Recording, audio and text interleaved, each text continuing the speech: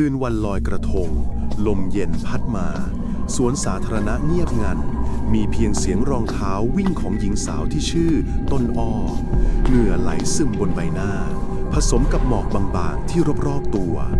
เธอวิ่งตามเส้นทางเดิมแต่คืนนี้รู้สึกแปลกเงาของต้นไม้ใหญ่ทอดยาวราวกับมีชีวิต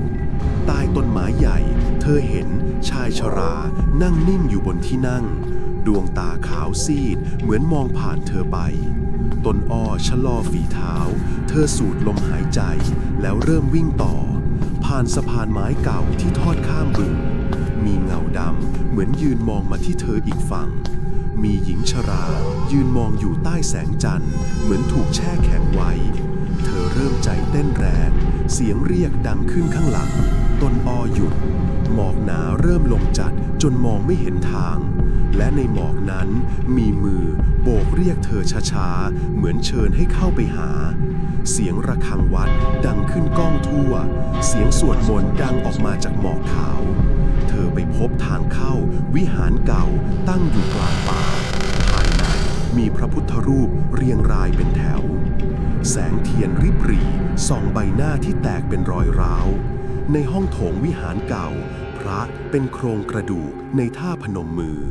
เสียงประตูปิดอย่างแรงดังขึ้นเสียงสวดคลอด้วยเสียงหัวเราะ